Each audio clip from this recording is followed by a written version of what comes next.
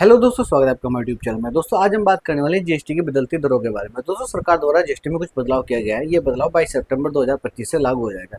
दोस्तों हम बात करते हैं शिक्षा के क्षेत्र में क्या बदलाव किया गया है। दोस्तों शिक्षा के क्षेत्र में चार्ट, नक्शे, ग्लोबल पेंसिल, अभ्यास पुस्तिका और नोटबुक, इन पर पहले 12% जीएसटी थी, अब इन पर 0% जीएसटी है। अगर हम बात करें रबड़ की, रबड़ पर पहले 5% जीएसटी थी, अब इन पर 0% जीएसटी है। तो दोस्तों ऐसे इलेक्ट्रॉनिक की कुछ मुख्य चीजें जो आम आदमी के जीवन को बहुत ही ज्यादा सरल बना सकती हैं, उन पर हम जीएसटी की बात करेंगे। वैसे तो इलेक्ट्रॉनिक में बहुत सारी चीजों पर जीएसटी कम हुई है, लेकिन हम बात करते हैं मुख्य चीजों की। दोस्तों मुख्य चीजें क्या है? दोस्तों इलेक्ट्रॉनिक में ये सब चीजें पहले 28% जीएसटी पर थी, अब इन पर केवल 18% जीएसटी है। जैसे अब बात करेंगे हम एसी की, एसी पर पहले 28% जीएसटी थी और केवल अब 18% जीएसटी है। उसके बाद बात करते हैं हम टेलीविजन की। टेलीविजन पर जो 22 इंची से ऊपर के टेलीविजन है, उन पर एलईडी प्लस एलसीडी दोनों ही शामिल है, उन पर भी अब 18% जीएसटी देनी होगी।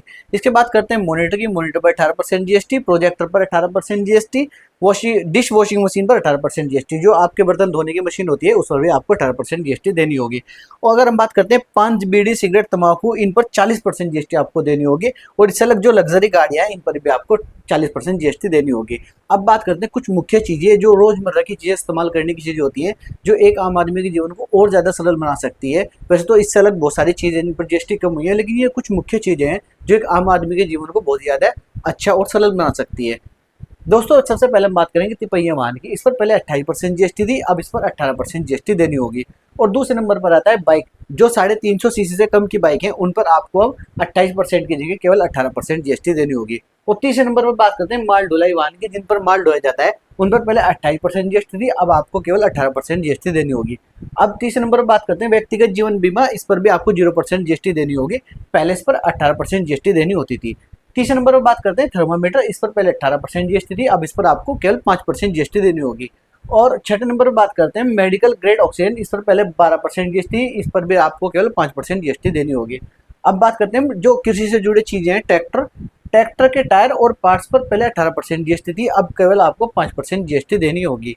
अब बात करते हैं हम ट्रैक्टर यानी जो खेत में काम करने वाली मशीनें होती थी, उन पर भी पहले आपको 18% जीएसटी देनी होती थी, लेकिन केवल अब आपको उन पर 5% जीएसटी देनी होगी।